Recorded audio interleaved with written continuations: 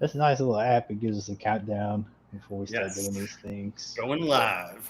We're testing things out. It's just very early. Someone Well, wants to comment in the chat off of volume levels. We're complete and total amateurs. Yeah. It's no big deal. Also, there's a wood cutting crew right next to my house. So if you hear them, sorry. As best we could tell, I couldn't hear them over here. Well, here it is, folks. It's Wednesday afternoon. The next Multiverse. Welcome to the channel. This is our very first show at the live stream. We hope to bring you all manner of variety of content one day on a variety of topics. So my name is Mike. I'm David. Let's go. I'm gonna let it This is Mike and Dave's Multiverse. Hell yeah. Yeah. We called it the Multiverse because, like we said, we're going to have a wide variety of topics, but I think you'll find that they all intersect in some way. Mike and I actually met at what's called the Cosmic Summit 2024 that took place in Greensboro, North Carolina. And I'm going to go ahead and stop it there. And I just thought that was a fun way to start it, to play our very first ever live stream. Welcome back to the live stream, Mike. How's it going, man? Greetings. It's so good to be back in the multiverse for this very special 1-year anniversary live stream. Thank you, Dave. And thank you, Mike. And thank you, Brittany. Thanks, guys. Yeah, we're just happy. We're just happy to be here, and we're happy because like people who've been supporting us this whole time, like Mr. Chris Cottrell up in the chat, Mr. Rubate, all the way in down under in Australia, been supporting us hard. Thank you so much, Scarlett. One of our oldest fans, longest fans. Thank you so much. Abby, a former guest. Check out her episode on the show. Also, Dabbler's Den, Chris Cottrell, former guest. We're just so grateful to be here. Our guests, our viewers. Like I was looking at it last night, and it's modest. But it's also this is the hardest fought, hardest work, effort, I put in on something in a long time, Mike, and we made this happen, all three of us. So congratulations, guys. When we kicked this off a year ago, I couldn't imagine we would have done so much in such a short amount of time. I couldn't ask for a better co-host and a producer. And at the same time, I'm very glad you played that very first clip, because have we not delivered on exactly what we said we were going to do on the first episode? We've been bringing you the variety. We were bringing you the most interesting topics and guests that we can get. This is the stuff that Dave and I bonded over and we're fascinated by. And we're glad to be sharing that with you for a year now. Yeah, and I mean, it's been a fun ride, and some of you have heard this before, but we'll share a little bit about kind of how we first met and how this thing got started. I went to the Cosmic Summit 2 years ago. I coming off of hip surgery, and it really the first place I'd driven more than a half hour in 3 years. And I drove 5 hours to North Carolina. Met Mike in the elevator on the way up, met him on the way down. We just kind of were okay, we're about the same age, and so let's just roll together. And then we became friends over the weekend, and Cosmic Summit was a life-changing event for both of us, right? Oh yeah, we had so much fun, and I think we both went home and probably thought about starting a podcast within the first few weeks. We had a little group chat with a couple other folks that we met. By the way, shout out to the Palma Bros. Palma Bros, yeah, if you're watching. Steve and Joe. Steve Palma was actually our first live guest. He came on later on that very show that we showed you the clip from. So it was great to meet them. That was at the second annual Cosmic Summit. It was several months later in October, obviously, probably earlier in October, that Dave texted me and said, hey, you want to start a podcast? It was we were totally both thinking that since the day we got home from the Cosmic Summit. Yeah, probably. I wanted to ask, because I was trying to remember. So obviously, it's been a year since we did our first live stream, a year tomorrow, right? But there was some amount of prep work and thought before we pushed play on that last one. How much time are we talking? You think a week, 2? 1 to 2 weeks, because if my memory is correct, a year ago, 1 weekend prior to that, about 1 week prior to that, we did a test run, and it was I think we were logged in on my YouTube. And I remember I went back and deleted it, because then we made a separate channel. Let's do a live stream, make a new channel for it. But it was only within about 1 week we kicked the whole thing. Yeah. And then I remember thinking to myself, Mike hates social media. I don't like social media, but I felt like we needed social media. Mike never really cared whether we had viewers or not, but I was we need viewers, all right? And so I was how are we gonna get viewers? We need social media. And I happened to had reconnected to an old friend of mine, Brittany, and I asked her one day, I was like, hey, would you be interested in managing our social media account? But I was struggling to remember around when I did how many weeks in were we, Brittany? What was your first ever, on the Multiverse, sitting there while we're interviewing somebody or a live stream? What was it? Do you remember? I watched separately on my YouTube channel your first one with the Palmer brother. Okay. But so you asked me to watch, and then we talked after that for the first time, I think, about this. Oh, okay. So yeah, you've been in since the jump too then. I thought maybe there was a week or 2 in between there. Awesome. And then it took Brittany was just I was calling Brittany Jamie for the first month or 2, just as a Joe Rogan throwback or reference or whatever. And she wasn't even on camera back then. So yep. We've come a long way. We got a professional little team. Shoot, Dave has been carrying the torch by and large for the last few months. You might have noticed. I've been pretty busy with school. Not busy in the sense that it's like just overwhelming, but it's like I have obligations every day, and I have a little weekend job. So between school on the weekdays and a little work on the weekends, I just don't have the spare hours. Last semester, when we were really kicking the podcast off, I had started school, but I was not doing the teaching assistant, and I was not working on the weekends, and so I had a lot of hours, just spare hours between class to do interviews, edit videos, cut videos, and stuff. And sorry, I haven't been there since August, but Dave and Britt are doing a tremendous job carrying the torch. And I couldn't ask for better friends. I agree, but it's one of those things where we learned from a guest of ours, and yes, Rube, we did need help. I learned from a guest of ours, we all did, and also a former mentor of Brittany's, who is a photographer, Sam Shimizu. Go back and check out one of our older interviews. But he was a photographer, and he started a photography business with his friend. And they sometimes they had different visions. Sometimes they were on the same path. Sometimes they were locked into something else in their own personal life. Sometimes they had a lot of time for the photography business, and they had to learn to kind of allow each other to be in and out of the project. And that's kind of what the three of us have had to do too, because we have our own stuff going on. Also, we also had like our own vision of what this looks like, but we're just pumped that after a year, I told Mike early, I said, sometimes I take big swings. Like I literally emailed Robert Schock, like we hadn't even started yet, I don't think. Maybe how long, Mike, was it? Mike shit his pants, I think, when I did It was that. around the same time you asked Brittany to log into our social media. It was around this exact same time. Yeah. And I can be a little much, so I just appreciate you guys, seeing that I do it in good intention, and I really am driving this forward into a positive place. And I had big ideas for our first 5 years, but our first year was bigger than I was expecting.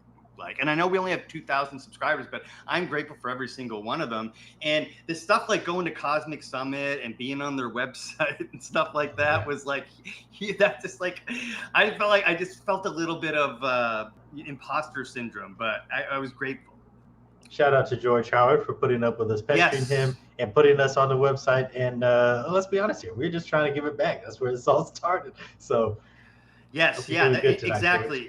Yeah, shout out George Howard. It came from a good place. We're not trying to grift off of George. We did want to we're let's try to support the event this year and get involved. And George was like, grab an org, boys. And he's a very gregarious guy. So we're like, all right, let's do it. And we grabbed an org. And that one connection, we were able to talk to, some of the biggest hitters in this space for no good reason except that I think that we seem harmless and nice, and because George Howard and Brittany made those connections. So thank you, Brittany, by the way. That whole thing was Brittany's idea. Cosmic Monday. Cosmic Brittany. So yeah, Cosmic Brittany, yes. And I'm glad you mentioned swinging for the fences, Dave, and I appreciate that, because I'm the type of person who will think twice before they act, or sometimes then accidentally be thinking 10 times before they act. There's no way if I just started to show myself, I would have accomplished nearly this much in the first year. So I couldn't be more grateful. I can't believe everywhere we went in the first year. I would have been in the backstage, well, I'm getting better at editing these little videos, you guys. Not doing what I needed to do, Well, that's why it's a 3-person thing, right? Because I do need to get reined in sometimes, and I'm also I have my own version of call it chaotic organization, but that keeps me organized. But having someone like Brittany to keep it's just so much. I'm not going to just list everything off she does right now, but literally she's pulled the show out of the fire at least 5 times. There wouldn't have been a show without her. So I'm just throwing that out to you guys. I'm not going to list off every single one, but today we have planned to bring in a handful of guests that have been on the show before and supported us early on when we probably didn't deserve it. So as they start coming into the lobby, guys, we'll bring you in shortly. We're going to do a quick short couple games between Mike and I. And then we'll bring you guys in. And this is all, we wanted to bring these guys on, everyone. We're talking Ricardo Calvario of History, Myths, and Legends and the Institute for Natural Philosophy. Tyrone Ellington of Rebirth of the Word. And Mr. Jason Quitt, who was a couple months ago, Book of the Month. You got that, Mike? This is his original book, Egyptian Postures of Power. Amazing to meet Jason in person at Contact in the Desert and get a signed copy of his book. And I've been digging into this. This is good info. Thank you, Jason. Yeah, and he's here to celebrate with us today. So thank you so much. And Rube, you can ask us whatever you want, my friend. Oh yeah, there's the Contact in the Desert. So we're just gonna play a little game between. It's like a kind of like the Newlywed Game between Mike and I, and Brittany's the host. We're gonna do that quick, and we're gonna start bringing the guys in, and then we're gonna wrap it up. Nothing crazy today, everyone. Just a nice fun episode. To celebrate. Right? We appreciate everyone in the chat. Yep. Oh, actually, before we do that, Mike mentioned going places, and I wanted to show really quickly. Because these are funny. So Mike and I fully intend to keep doing this. This was just we did a lot of it early on, but Mike and I bonded over a shared love of video games. So we actually early on in the start of this retro video games, and to be specific. That's right. And so we started visiting all these North Georgia retro video game stores and like doing little tours of the stores. Interviewing the owners, stuff like that. So here's just a little quick bit of what that looked like. And like, for example, when we go to Arizona, we're going to visit some video game stores for a conference, Quest for Ancient Civ conference. We're going to visit video game stores there. So just FYI. we got to hype a conference this fall. We have 2 conferences in spring and summer. We got to hype at least one more. Correct. And here's Mike at I think this is Retro Games in Lulu, Georgia. Right, today I picked up a copy of Command & Conquer Red Alert for the PS1. I found the original Command & Conquer last year when I was on vacation, so I'm rounding out the collection today. Nice. All right, today. So for the chat, does anyone did anyone even know we did that? I just want to know in the chat. Did anyone even know we did that? And then there's one other thing. Does anyone, when they see the logo for Red Alert, do you immediately begin to hear the two? Not me, because I never actually played that game, but. Oh my gosh. And so, and I'm also going to show our first ever short, because one of the reasons we started the show is we wanted to visit mound sites. We just got busy, but we did visit 3 of them. Shout out to Dr. Greg Little, the Mound Meister of the United States of America. He knows more about native mound cultures than just about anybody because he's visited practically every mound in the continent. And shout out to him too, because he came on our show for no good reason either. So thank you to Dr. Greg Little, a renowned psychotherapist, and coming out with his 4th volume of mound building encyclopedias and stuff like that. And he's like, I'll come on your show. I'm like, really? I'm gonna try to find a couple of the GIS analysts and hire them to work with them. That way they can put everything into an electronic database that's mapped and people can go explore this stuff. I think that's a great idea. I think that should be your master's thesis or project or whatever. Anyway, I don't want to leave these guys waiting too long, so I'm going to play quickly. Kolamoki will do our games. We'll bring everyone in. Yep. All right, here's Mike and Dave. There's Mike. What's up? There's Dave. And we're on our way on our first field trip to Kolamoki Mound Archaeological Park in Georgia. We're going to get some content for you guys there, so stay tuned.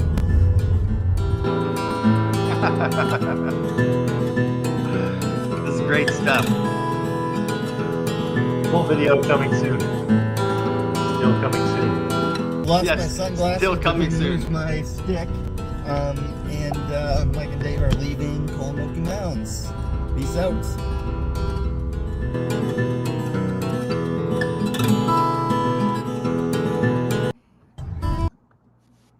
Beautiful. That really seems like yesterday. We pulled this out of thin air. We basically just started typing in the search bar, what can we use to stream on multiple platforms, one. Mm-hmm. And then the second part was, what can we use to edit videos? Find something that's free or at least cheap to get in on. Bada bing, bada boom. There was the show. Yep, basically. So since it's been a fast and a furious year. Oh, snap, Sedona Connections. Woo! Yeah, thank you so much. Throw that back up, Brittany. Also, Rubate Smoking the Band. I don't know. Do we know Sedona Connections? If not, thank you so much for the super chat. That's another thing is we recently got monetized, so you can super chat us. So we appreciate anything like that, even likes, subscribe, shares, but a super chat always makes our day. So thank you so much. We wanted to do so since this has been a fast and furious year. We wanted to play a little game to see how much Mike and I actually remembered about all the people we talked to. So Brittany set up a little version of the Newlywed Game. We're gonna play quick. Guys waiting in the lobby, please stand by. Thank you so much. And so, do we have we don't have some Jeopardy music or anything, do we? Hey, hang on. I think there's one in here from a long time ago. I'll pull it up. We did a game show one time. I put some Donkey Kong music in there. Yes, we did. I did do a game show with you and Tyrone. That's right. That was terrible. Yeah, I did bad. I remember I did bad on it. This might be it. No, but yeah. Yeah. Down a little. There we go. Awesome. All right. Brittany, are you ready? Yeah. Tell us the rules. Okay. So I'm going to ask you both questions, and you have to answer for each other. So Dave, you have to give me Mike's answer, and then see if it matches up what your answer would be, and then the opposite way around. Okay. Do I have to write it down and lift it up? Like, am I writing down and showing like that? No. Okay. All right. Or do you want to? You guys could both hold up your own answer. Is that better? Yeah. Let's do it that way. Okay. So then we need to do it one at a time. You just tell us. You're in charge. No. No writing. We don't need to do that. Okay. Okay. All right. Ready? All right. Ready? Mm-hmm. Okay. So the first question.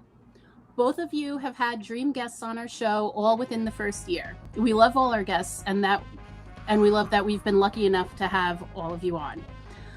But we all still have people on our bucket list of guests. So the question is, who is each of your biggest dream guests that we haven't had on the show yet? And I will get them on in the next year. Haven't had on the show. Do you want me to go first? Yeah, so you have to say what Mike's... Actually, Mike, you write it down, what your dream guest would be, and then you say it, and Mike hold it up at the same time and see if it matches. Then we'll do the opposite way around. Okay. Okay. That makes sense. I gotta think now.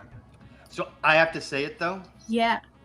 Okay. You have to say it. Say when you're ready, and so that you guys both do it at the same time. And guys in the chat, play too. Yeah. I'm ready. Guesses. I think I know who it is. You want me to say? Okay. Is it written down, Mike? Hold on. I have to write it down. I'm not prepared for this. I'm writing it down. I'm going to turn this into a shout out.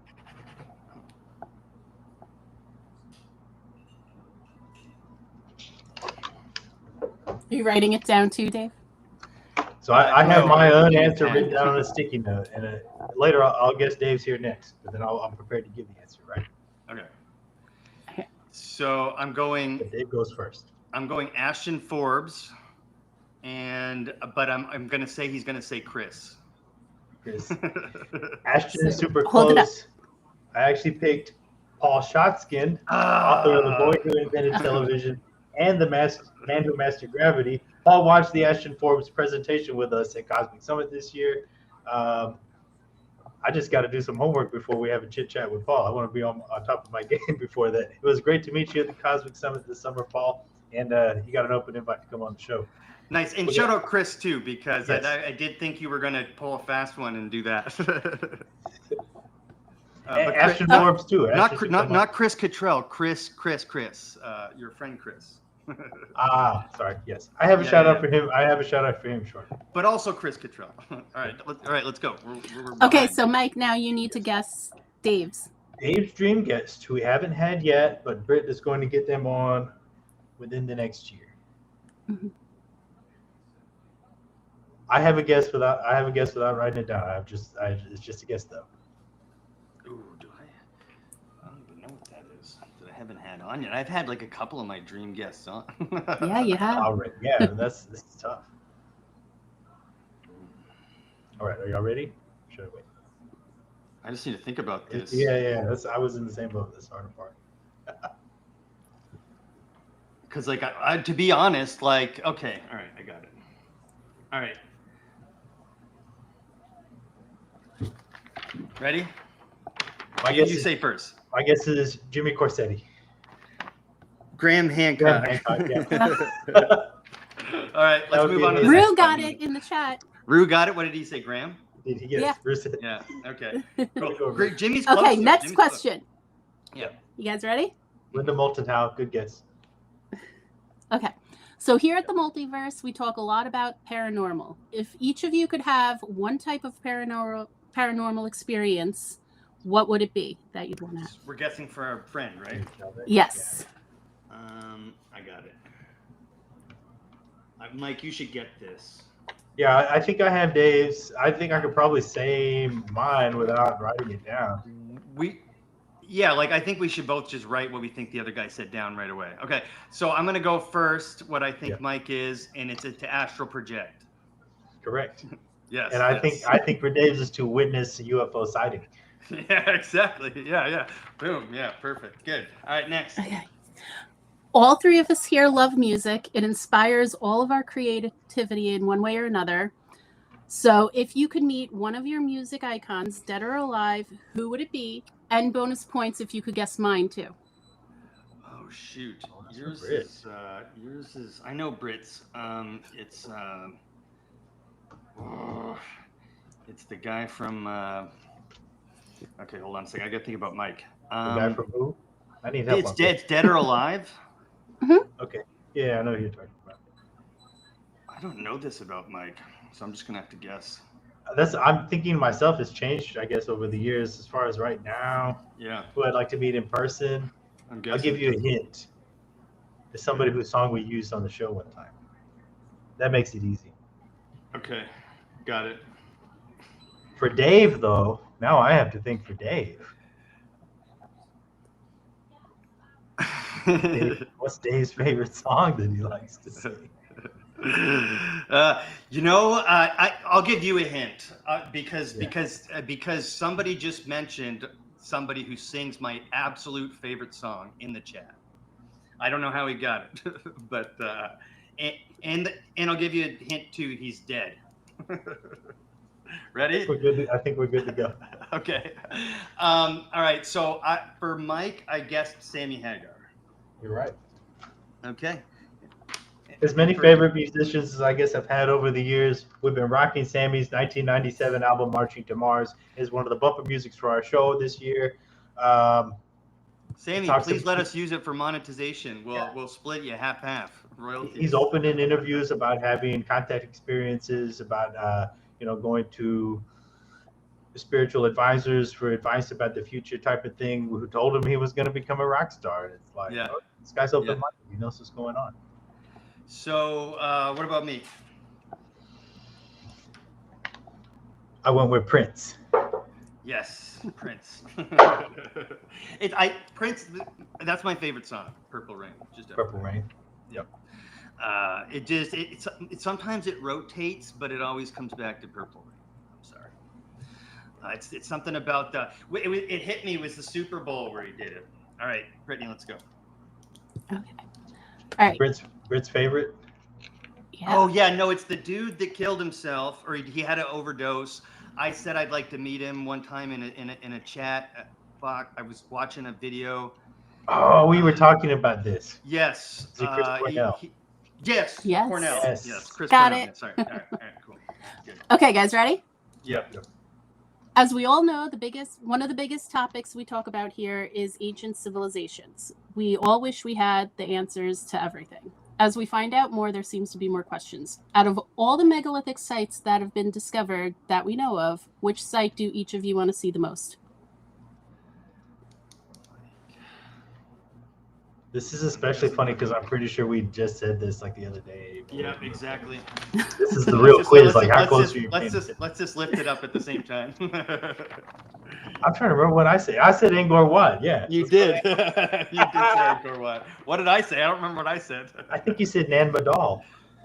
No, our guest said Nan Madol, which was Aaron. Shout out Aaron of Megalithic Mysteries. But no, our guest said Nan Madol. Oh, do a live show from. Ruben's turning a quick That's a better question. Rue should have helped me. Yeah, Rue so for the year 2 anniversary or the year 3 anniversary, live from Pillar 43 at Enclosure D and Gobekli Tepe. How about that? That sounds awesome. Did you happen to see anyone in the chat see this too? They had this like total like dance revolution nightclub party on the Giza Plateau the other day. Did anybody see this? I'll pull it up later for fun.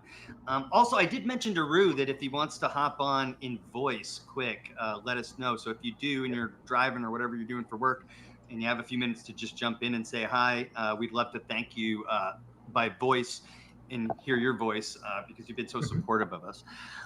Next question. Okay, this is the last question. So one more big thing you guys have bonded over is your love of video games. What's the first video game each of you ever bought? Ooh. I don't know that we shared this. Can we switch it to what's our like favorite childhood game? Sure. Okay. All right. I think I know that. I'm not sure. If I remember the first one, I would have had to save up allowance to buy the first. Yeah. Well, I know I didn't tell you this because it's like this is like stories from like 1987 or something. I don't think I need to write this one down. I think we can both. It might be the same game for us, but released at different times. Possibly. Oh, Okay. wait a I minute. think we're on the same train of thought here for sure. I think I know Dave's. I'm just going you right now. Final Fantasy VII. Yeah. I would take that or any game from the Final Fantasy series. It was always my favorite. First one I bought. Metal Gear. Yeah. See, Dave's Metal Gear though. I remember you told me about when Metal Gear came out on PS1. So I did get addicted to Metal Gear Solid, but it's not my favorite game of all time. So but there's just so many games. That game is prophetic. All right. Sorry, but we kind of flubbed that one, but we were guessing. Okay. That's okay. It's still fun. So and now everyone knows we're gaming nerds. So we got 5 more. Let's go. Oh, we have the other game. Yeah, the other game. That's what I mean. So the other game is quotes. Yeah, shut up. And you have to. I'm going to give you 4 choices, and you have to guess who said it. So do you guys want to write this down too and just hold it up at the same time? Sure. Mike, you want to do a shout out quick? Yeah, in between the 2 games, let me take just a moment to shout out a good friend of the Multiverse, Chris Shannon. Chris is featured in one of our early interviews, and he's a friend of mine here in town. And I actually just took this picture this afternoon, hanging out with Chris at his place. Chris has got several 3D printers up and running and a new drill press. You see fancy red new drill press over there on the right. Chris is an amputee, and I helped him make some scans to make a new socket for his prosthesis. And he is 3D printing, essentially 3D printing the socket for his own leg. Really sticking it to the medical industrial complex because they're overcharging people for low quality type of stuff. Chris's interview is really uplifting. It's entertaining. Chris is a funny guy. Check out his episode. And it was fun hanging out with you today, Chris. I really enjoyed it. I appreciate it. Yeah, good shout out. Tell him I said hi. All right, let's do it. Okay. All right. Ready?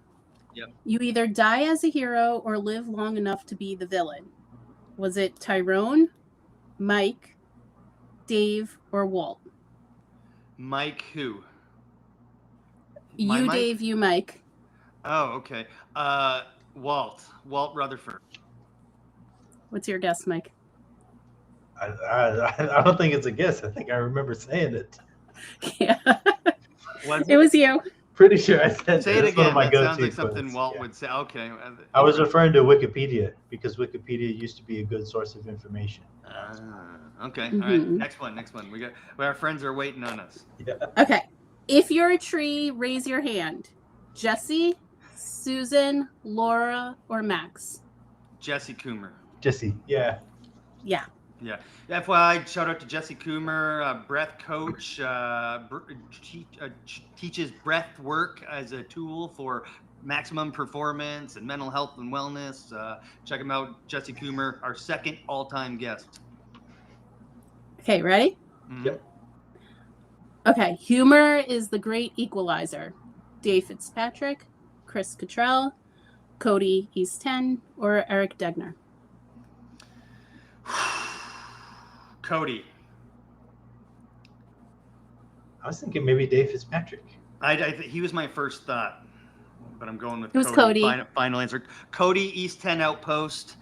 Shout out to my homie Cody of East 10 Outpost and my Breaking Ancient News partner. Check him out on both those sites, Breaking Ancient News on YouTube and East 10 Outpost. Okay.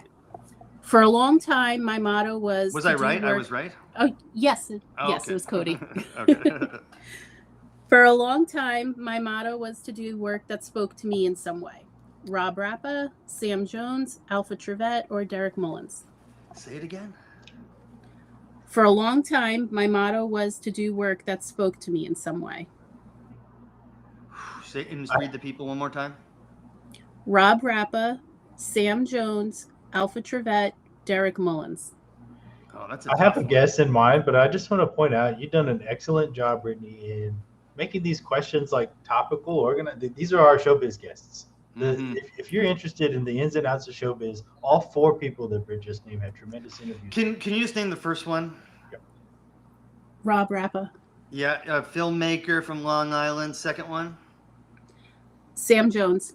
Sam Jones, which he's the Shimizu Jones. He's the guy who gave us that advice about keeping my our guess. business together long term. That's just my guess. An excellent interview as well. Third one? Alpha Trevette. Yep, who's basically a 60-year, 55-plus year showbiz career in stand-up comedy, radio hosting, acting. He was awesome to talk to. And then fourth? Derek Mullins. Oh my God, tell them about Derek. Mike?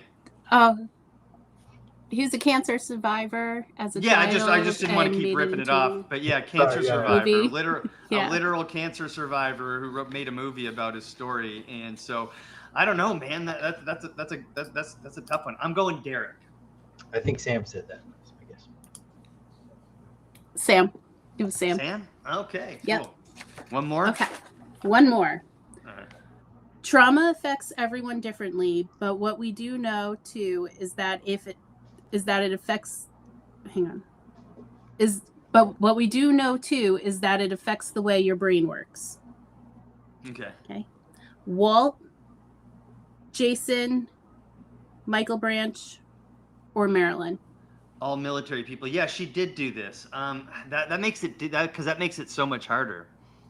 I know. Because all 4 of these people work with military specialists or military veterans, and that's one of the themes of our show is we interview veterans. That's a tough one. My guess is Michael Branch, the Navy SEAL. I'm not 100% sure. Marilyn Cornell is a awesome woman. She's what was her job again? Anyway, she also has a 50-year career serving the veteran community, but she has a crazy job where she interviews serial killers as well. Mitigation. Check out mitigation. Yeah, on death row. Capital murder mitigation specialist for the Night Stalker. So go ahead and check that out. I'm going Walt Rutherford, Vietnam veteran. Final answer. Okay, you're both wrong. It was Jason. Jason. That was the last one. Jason works with veterans. I met him at Wounded Warrior Project. He works at the aquarium here in Georgia, I believe. And he's a Marine, and he's been just dedicating his life to helping his community. And he's our first ever guest, so go back and check that one out. And again, guys, this is all about the big early days. So that was a deep dive, deep cuts. It was deep cuts. So if you're still with us, thank you so much. And we want, one of the things we wanted to do is thank some early supporters, right, Mike? Yes. And now I remember that song was so short it never looped. So. Oh yeah, that's right. And so we've got a couple of them in the waiting room right now. We're going to bring them in one at a time for an introduction. The first one we're going to bring in is author and researcher and just all around awesome guy and speaker, Mr. Jason Quitt. Yeah. He's been waiting for about 20 minutes now. Jason, my man, thank you for showing up for our 1 year celebration. How are you? Great. Happy anniversary. And, the year has passed so quickly. Yeah, hasn't it? Yes. Hasn't it? Yeah. I wanted to ask, like, just everybody, like, early, you know, because I remember, like we asked you to come on the show shortly after, like, I met Ricardo, and I got introduced to the Institute and yada yada. But I asked you to come on the show, and you were like, sure. And I don't think you realized how, like, we had literally just started. So I was just curious, what was your, like, first impressions of us as, like, as a team and a group? Well, first of all, I just checked you out. Like, I went to see what kind of content you guys were producing. I checked out what you guys were posting, and I'm like, yeah, this is exactly where I'd like to be, where the conversations I'd like to have. Cool. So it was an easy yes for me. I don't usually do a lot of shows. I tell you, like, I only kind of do shows with my friends, and that's the way it's been for a while. But, you know, you were coming to Contact in the Desert. We had some fun. We got to meet in person. Yes. And that's what I love about this community, is that it's not just like, there you go. Like, it's not just one-sided where it's like, I'm just speaking to you, and, you know, we could actually meet, get together. And that's what's amazing about doing this. Yeah, it really is. And, you know, thank you so much, because we do consider you a friend as well. And I said this to you privately, but I wanted to say it publicly, is like, when I was at Contact in the Desert, like, I was in a terrible amount of pain that it's actually getting a lot better, by the way, based on the conversation we had and me working with my acupuncturist. But I just didn't, Mike and I were basically at the speakers and then back to our room every time, and we were staying across the street, but it was really cool to actually meet you in person, and you were a regular speaker at Contact in the Desert, and it's a bit of a synchronicity for me, because I accidentally ended up at the first, or one of the kind of pockets of Contacts in the Desert that sprung up in 2014 in Joshua Tree. And I was at a UFO festival in Joshua Tree in 2014 by accident. I just happened to be camping there. So I didn't realize it was kind of the same thing until we got back to the actual Contact in the Desert. So how long have you been doing it? I think the first time I was there was either 2016 or 2017. And I'm terrible with dates, but I was there when it was still in the desert in Joshua Tree, when it was still very hot. And it was a wonderful experience to be out in the desert and just to see that type of nature, because, you know, coming from Ontario, you know this, it's very different compared to Ontario. So it's really great to get out to the desert. And then when they moved it to Palm Springs in the hotel, I really enjoy that too. Like, you still feel like you're out in the desert. You still have the formations and the trees. Yeah, it's pretty good. You can still make a little expedition out to the desert if you'd like as well. Yep. Absolutely. We even saw a rare desert rain shower that weekend. I think it was Sunday afternoon. It rained for a little bit.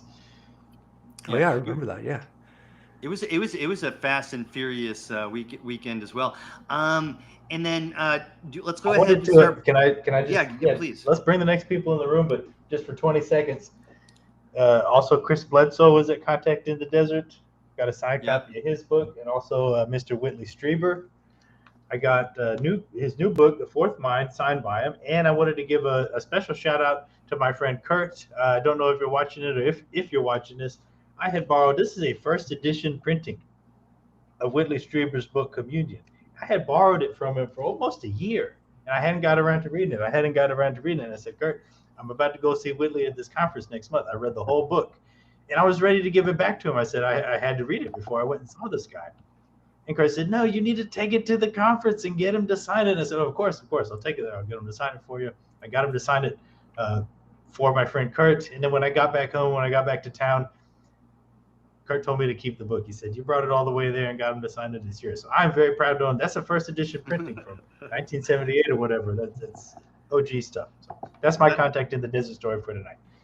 That Contact in the Desert was fun. And I did want to shout out to the Backyard Professor. Did you meet that dude, Jason? It was great to meet. Yes. I don't know. He was a very gregarious, probably guy in his about 50s-ish. He has like a channel where he does UAPs and stuff. No? Big shout out to Backyard Professor. Yeah, big shout out to Backyard. He did a live stream with us.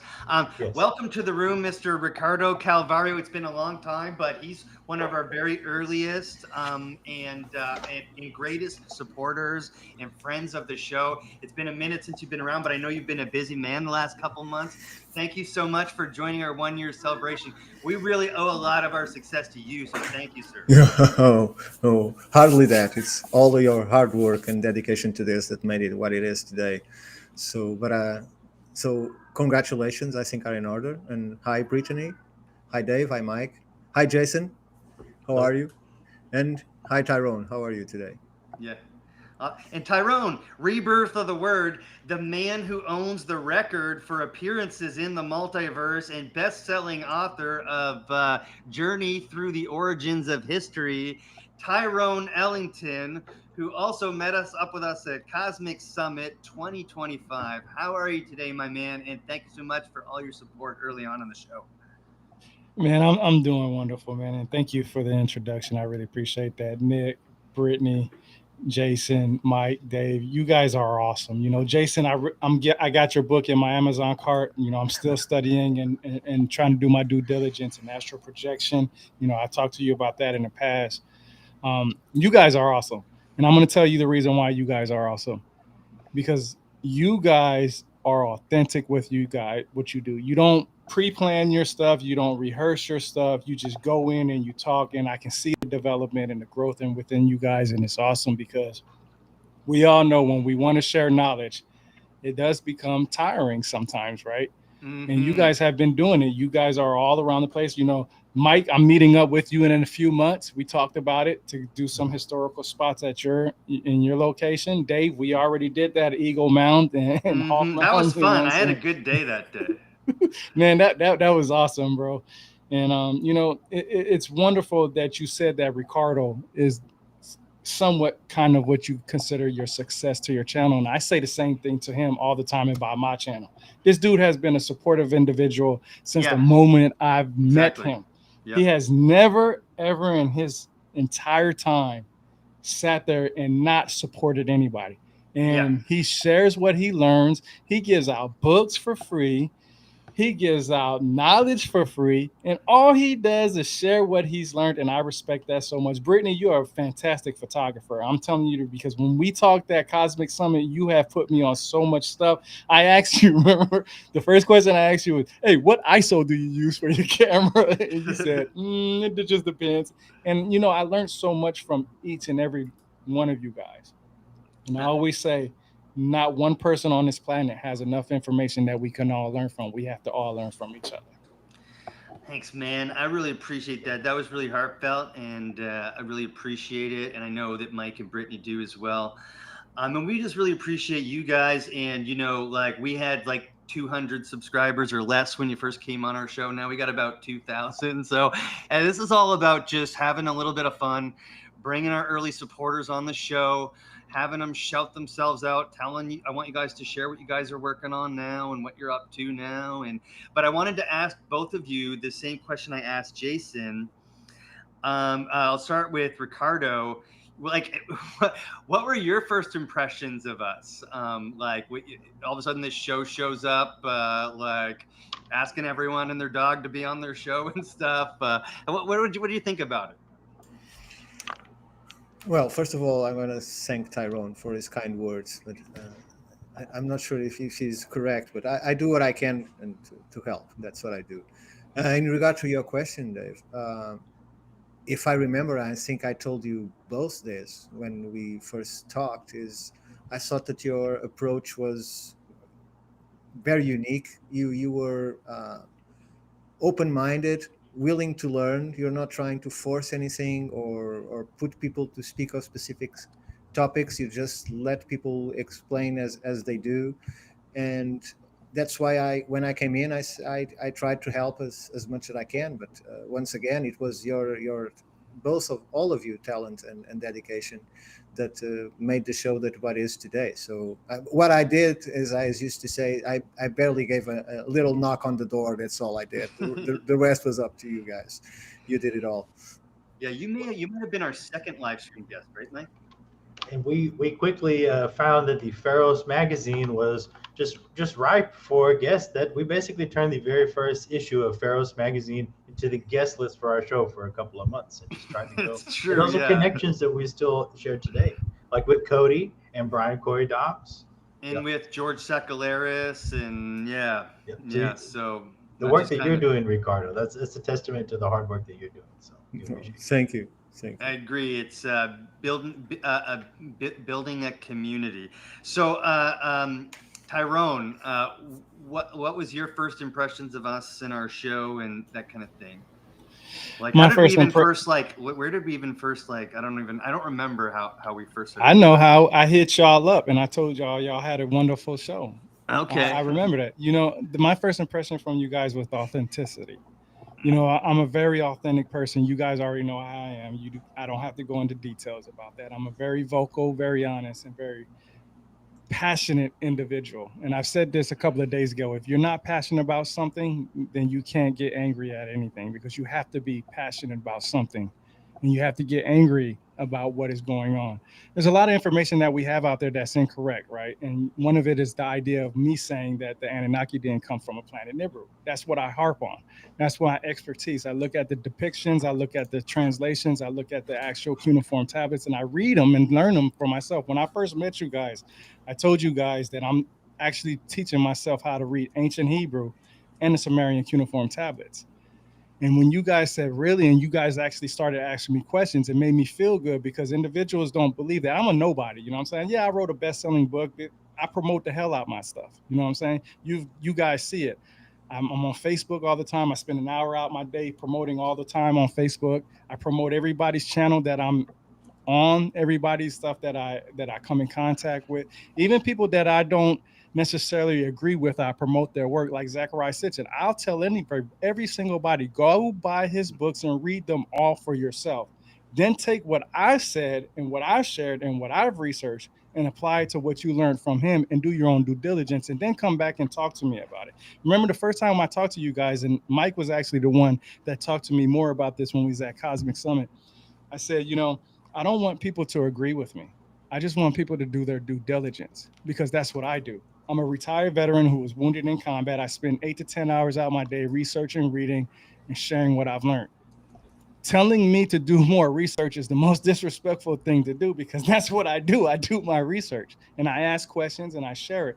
And a lot of times, every single one of you guys, except Jason Cook, we haven't really had an interaction, but Mike, Dave, and Ricardo, I've messaged you guys and asked you guys specific questions. Hey, how can I do better? How can I share my knowledge better? How can I be a better person? How can I get across people? And you guys came with the authenticity and showed to me, hey, look, this is what you need to do. And on every step that I took on my journey has made me better. Yes, I take 2 steps back sometimes when I take a step forward, but later on I might take another 3 or 4 steps forward. And it was because of you guys, just like Ricardo, telling me, hey, bro, you might need to look more into this. Okay, you're right. I will do that.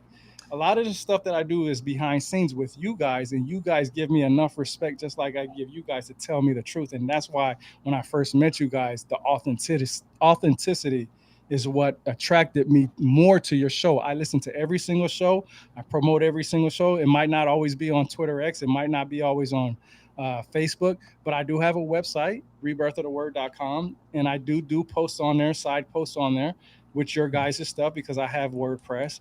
And I also created a Rumble account with and one of the first episodes is with Dave, me and him going to the mountains. And when I do one with Mike, it's going to be the same thing. And I hope in person, like you guys said, it's better when you meet somebody in person rather than over the internet, because you get that 5 senses of who they are: sense, smell, taste, all that stuff. You can see what they like, what they don't like, and what their honesty is. And that's the most important thing, is meeting people in person.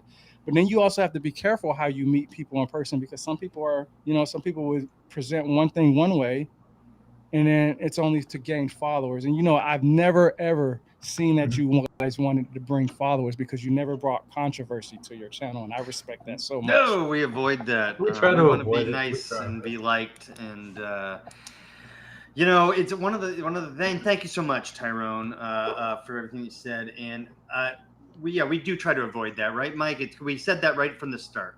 Yeah. There's a lot of fear mongering when you get out of YouTube and these sort of hyperbolic thumbnails, scary stuff. We want it to kind of be the opposite. Obviously, we talk about tough topics, deep topics, challenging topics. But at the end of the day, it's supposed to be reassuring that we've found a community that is trying to get to the bottom of all this stuff. That's yes, Chris, Tyrone is in Georgia too. That's why the four of us all need to meet up and go see some Carolina Bays. Please and thank you. And so, yeah, we don't really have anything planned tonight, guys, except to just bring you guys on here, and thank you and have you guys talk about what it is that you're working on now and promote yourself a little bit. So, Jason, we did your book of the month, Astral Experiences, last month. How's it going with the book, and what are you working on next? Any speaking events coming up? What's going on? Well, thank you for promoting the book. And like with me, I don't really advertise as much. I'm an introvert on the internet as well, so I don't really put myself out there too much. But what's really interesting that's happening is that the book is actually starting to get steam. So I'm selling at least a couple copies a day on Amazon, which is great because I'm not really doing anything. So it means people are enjoying it.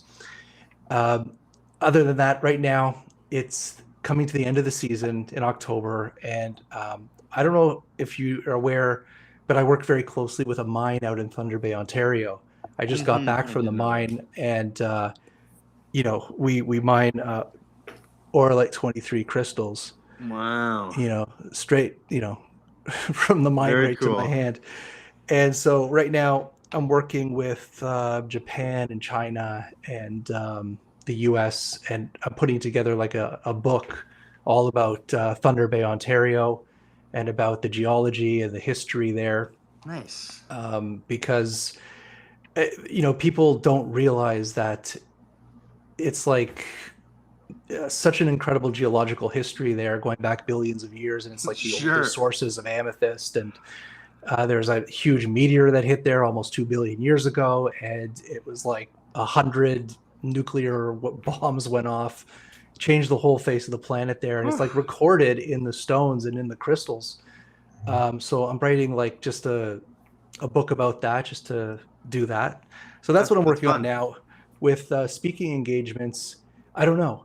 I just kind of, I don't want to say I'm waiting, but I just work on what I work on. And if there's any shows that would like me there to speak, they'll send some emails, and I'll see if I can do it. And obviously I love Contacting the Desert, Conscious Life Expo. I just came back recently. I did a MUFON in Kentucky. I did a MUFON conference. That was pretty fun. I've never done a MUFON. I know Tyrone went somewhere recently. I'll get to you because I want to hear about that. But how was that your first MUFON? And Mike, has anyone else done a MUFON? That was my first, yeah. Okay, and how was it? It was great. I mean, you're going to a place. I don't want to say there's not a lot of new blood there, but it's like researchers that have been around for like 30, 40, 50 years. It's like these are like the core people, the nuts and bolts. Yeah. And what I love about MUFON is it's not just about stories. Like I could tell you stories of like out of body experience, contact, and then they go prove it. Like it's like telling you my dream, like, you can't prove it. Right. These people, they're like hardcore. That's like if you have an experience, they come to your home, they come to the location, they study it. And they're really amazing because it's all volunteer work, so they're really into it. That's cool, man. I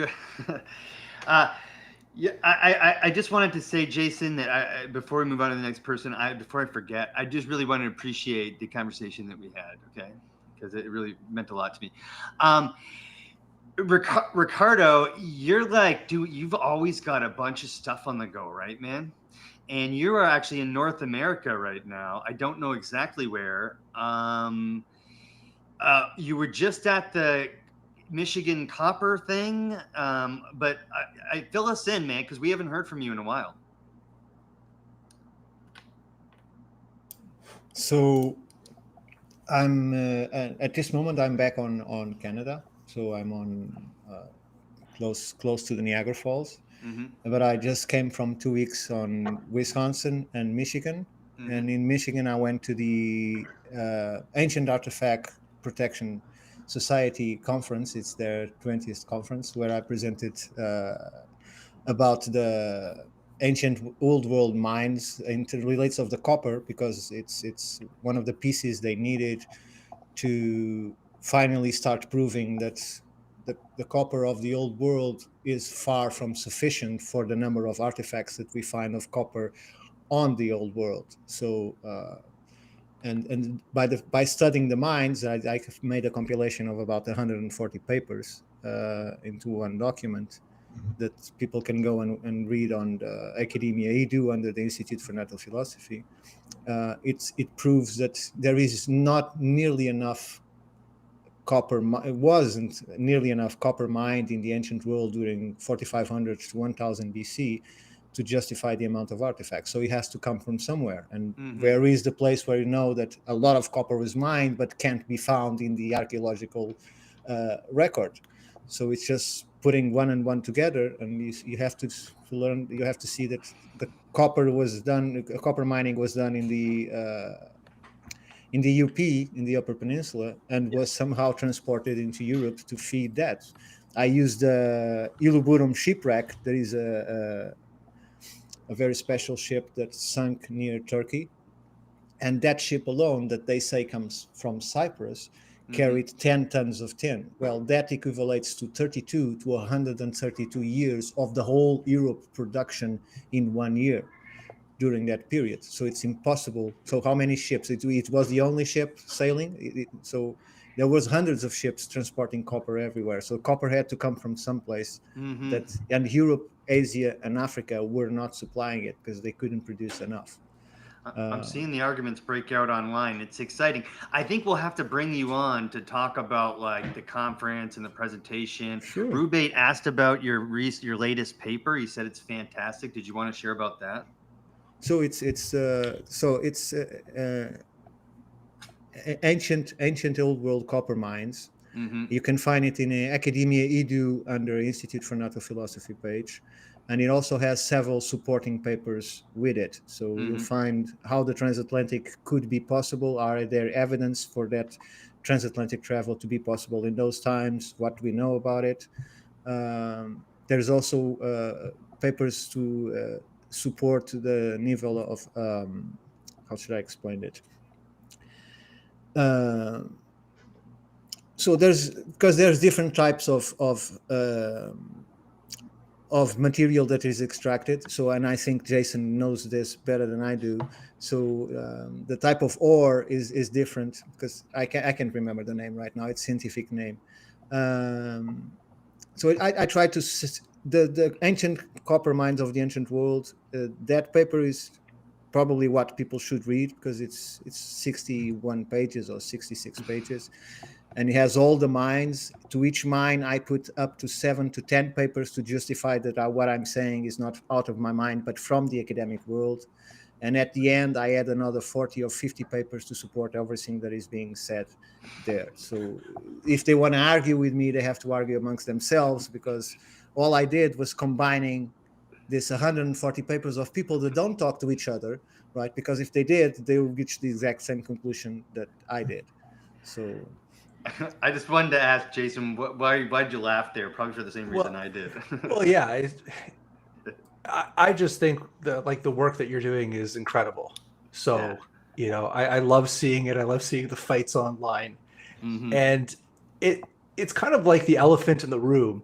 And when I look at, you know, everybody's faces here, I feel like we're kind of like disruptors a little. You know, it's like we've been kind of programmed by certain beliefs about our history, and they hold these beliefs so strongly. And here Ricardo just comes in very casually and goes, oh, well, you know, look at these papers. And then it's like you can only draw one conclusion, and then they just fight with themselves. Yeah. So bro, I wish I had that personality. I really do. I really wish I had that personality. And Ricardo, or where not, you just kind of, it's the if I may personality. If I may. No, let me it's a mic really drop good. like this on your face. He has a really good way of sharing things respectfully. Yes. You know, he really does. And you know, we all have our own elements of sharing knowledge. Yeah. Right? You know, and Ricardo really does do things respectfully.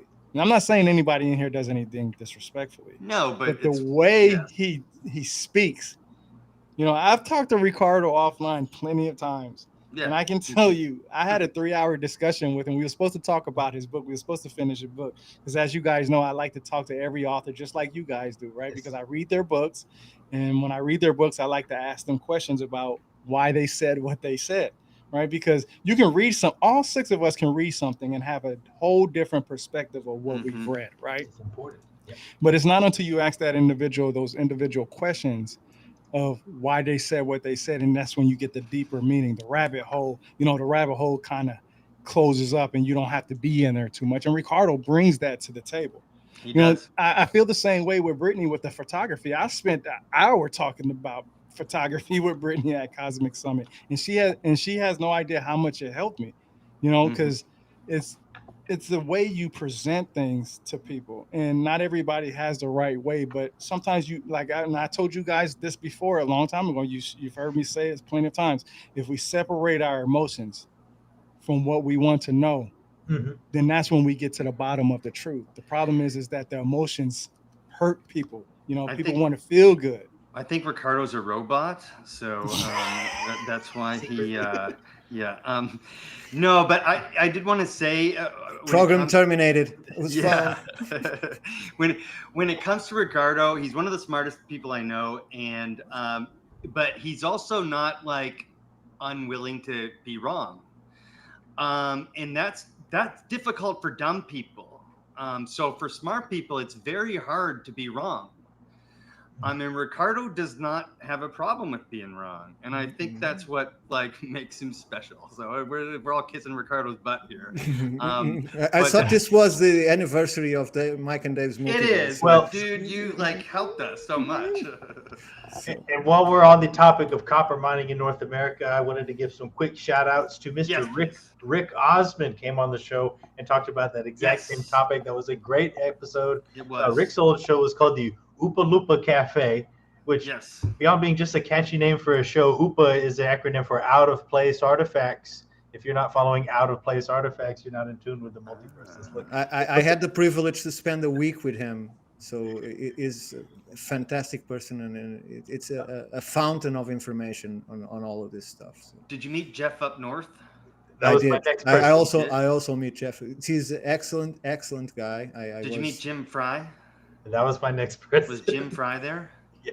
Habitat for Rockhounds. Shout out to Jeff. And I don't know. He's something different on X. I don't know what it is. He keeps like an anonymity on X, but he's one of our fans. Well, Jim Fry. He's from up there. I was in the presenters panel for the Q&A, and I started looking into the people in front of me, and I start seeing this big fellow.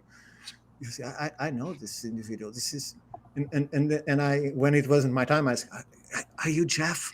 And he said, "Yes, I'm I." Oh, so there he was, and then we had the opportunity to talk a little. So I liked him a lot. Jeff put out a really cool video just this week about a carving of a Phoenician ship. I watched it the other day when I was eating breakfast. Well, I met the people that sailed in the Phoenicia, the ship that's not only circumnavigated the Africa, also came from the Mediterranean into the Hudson Bay. I spoke to indigenous people. I met a lot of people that unfortunately are getting very old, and that concerns me because their knowledge might be lost. I met Jim Shears, the individual that scanned lots and lots of mounds. So he was a emeritus professor of engineering, right? And it was his job to take the students, and everybody takes the students to parking lots to make them make the graphics of it. But he didn't. He took the students and put them surveying mounds because he didn't care for the university what he's doing. So he was surveying mounds with the kids, and so it was amazing work. He has an amazing collection of maps and surveys that I had the privilege to see and manipulate a few of them. It's just, there is a wealth of information that people are not aware of because there is this oppression from academia that doesn't allow this information to come out. But they're doing this for 40, 50 years. Yeah, I don't think they're the majority anymore, and they don't have as we have the power now. I feel like, or it's shifting in our direction. What I mean is, we and our is like just general people with smart people coming at it from different directions with curiosity, right? I mean, that's what this community is all about. And that's why these connections are so important to us. That's one of the reasons why we wanted to create the platform is we have fun talking about this stuff, and we're fans, Mike and I, of you guys, you know, and we watched your guys' stuff, you know, and we're fans of all our guests. And so the community is like, I think is one of the most important things here. And that's why, again, just a little celebration of that tonight, just a little bit of fun. And Mike, I wanted to, because you haven't been on a lot the last couple months, why don't you share what you've been up to and what's going on in the next few months for you?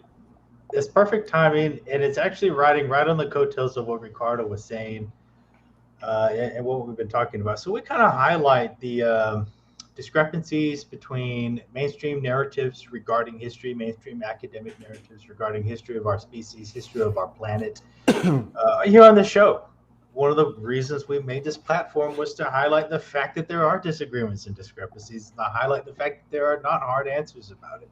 Mm-hmm. And I happen to be enrolled in school right now. It's not a secret. We talked about it. I was in school in the spring. I just had a little more extra time. I hadn't had any time at all extra this fall. And I would offer this as an observation. I'm happy with what I'm doing. I'm glad for what I'm doing. A year ago, I made up my mind to go back to school, and I'm doing exactly what I made up my mind to do. It's a good school here in the community. Let me just say this.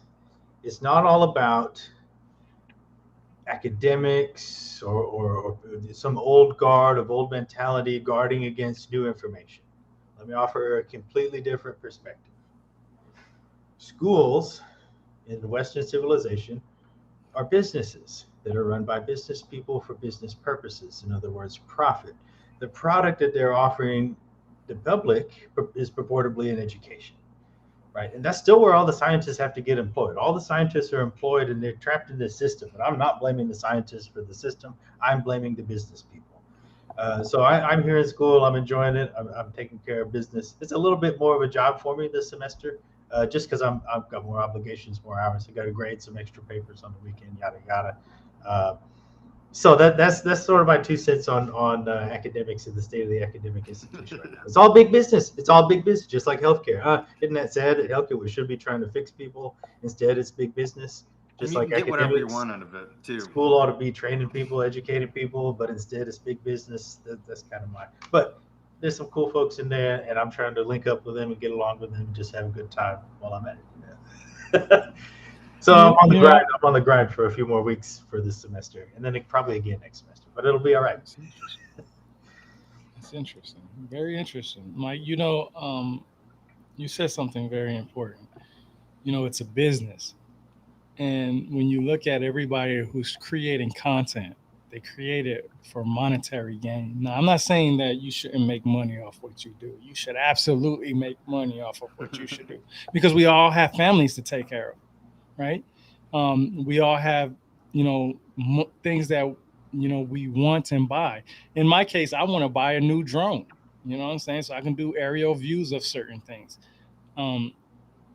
There's certain things that we all should be understood about, and that is that you have to separate your passion from money, because once you start involving money, that's when your passion becomes into a job. And that's why when I first created my website, I always told myself that would be the only thing that would not be monetized.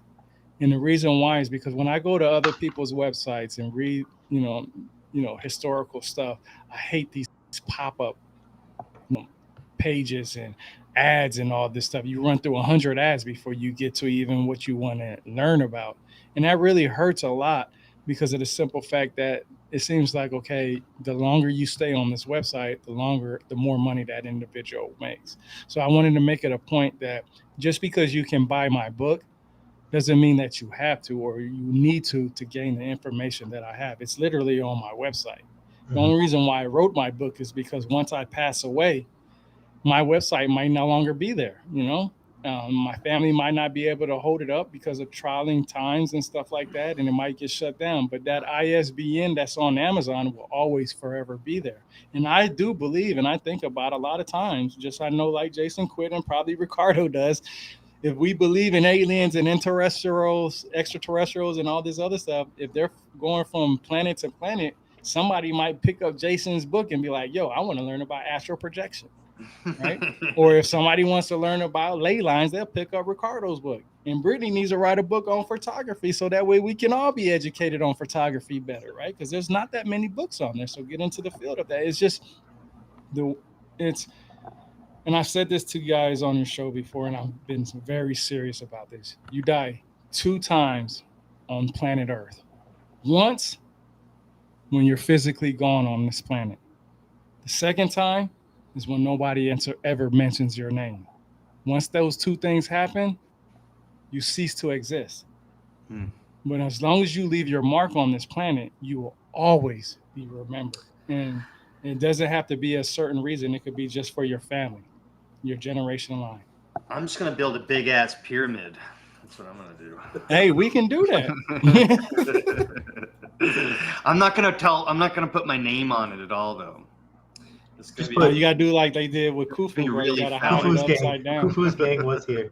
Yeah, Khufu's gang was here. Yeah, it was actually that explorer that was going broke that needed another loan from the Queen, so he feigned that he anyhow. Chris Cottrell said he's writing a book. Is it about the Carolina Bays, Chris? And I was swinging around to Jason really quick because you mentioned his book and astral traveling. If you haven't checked out Astral Experiences by Jason Quitt, it's quite compelling, and I think I finished it in like 2 days because it's very compelling and it's very well put together, and it's also instructional as well. And I just thought it was really great. So check it out, Astral Experiences. It's not our book of the month now. Actually, our book of the month is just because we got to hit it for the show. Deja Vu. Has everything already been by Alexander Cheshkovich. Have you guys met this dude? I know Tyrone knows him. Ricardo, do you know him? No. Oh, yeah, it's funny that you say that, Dave, because you actually hit me up. You say, hey, you got to hit up Alexander. I was like, bro, I already did 3 podcasts with him. You remember that? Yeah, no. He's a good guy. He's a guy. He's a rising star in Poland right now. I want to bring Ricardo and Oleg on together. And we spoke on Facebook. I wasn't getting. So we shared books or something on Facebook. Yeah, we did. But I didn't manage to come into the show that he was coming, so it was unfortunate, but I couldn't. I'm going to put you together in the same room because I think it'll be great. I think it'll go well. Yeah, I think we should start. I think we should wrap it, guys. I think this has been fun. Hit the outro music, Mike. It's been a blast. Thanks, everybody.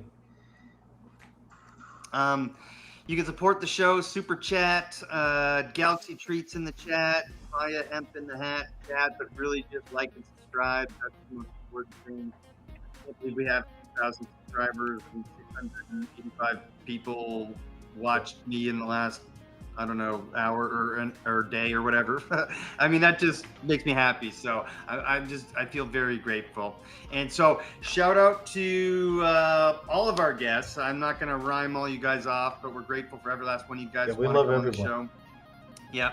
And quick one to Stephen Burns. I wanted to show the spirituality. This is a great sleepy time tea that will assist in your dreamlike state entrances that you need. So it's all natural, excellent stuff. Thanks for coming on the show. Stefan Burns, geophysicist. Yep. Where can they find you, Jason? Where can they find you, Jason? My website is thecrystalsun.com.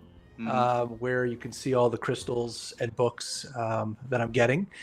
And I'm mostly active on Twitter, and I'll try my best to be more active on Facebook and Instagram. But I'll try. But thank you. Thank you for everything, Jason. Where can they find you, Ricardo? Nice. So they can find me on X as Ricardo Calvario 1, as you so kindly passed down there. They can find my channels on Rumble and YouTube. That is History, Myths, and Legends. Also, I recommend the new project that is going very well. That is the Universe Unveiled.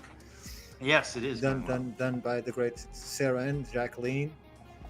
They're doing great. And look at the institutefornaturophilosophy.com and for the page of the Institute on academia.edu. So, awesome. And thank you for having, and congratulations for 1 year. Many more to come, I hope. Thank you, sir. And that episode dropped today, Universe Unveiled, You Crew. Check it out on YouTube. Where can they find you? Tyrone. Everything that you can find on me is on my website, rebirthoftheword.com. I share all my social media handles, my Rumble account, my YouTube account, and even you can buy my book, Journey Through the Origins of History. I just want to let everybody know, please go get Jason's book. Please go get Ricardo's book. I always promote authors. I haven't read Jason's book yet, but when I do, I'm going to be having my knowledge in beforehand, and I really appreciate you writing a book about astral projection, because there's not that many about it, at least on the perspective of what you shared, and I've watched many videos of yours. And Ricardo, I appreciate everything that you have brought to the table and everything that you are going to bring to the table. Mike, keep educating yourself, bro. College is important. I'm glad you're doing what you're doing, man. You're an awesome person. You're a good friend, and you're very honest with what you do. Dave, man, it's always a blast spending time with you. And I can't wait to do that with Mike. And Brittany, whenever I have something about photography, you better believe I'm going to hit you up. So thank you guys for letting me be here, and I appreciate it. Yeah. And the last thing I wanted to say, and the last thank you that's going out, is to our lovely producer, Brittany. None of this would be happening without her. She does all the work behind the scenes. You guys have no idea. And so thank you so much, Brittany. Say goodbye to everyone, Brittany. Hi, guys. Thank you guys, too, for bringing me on.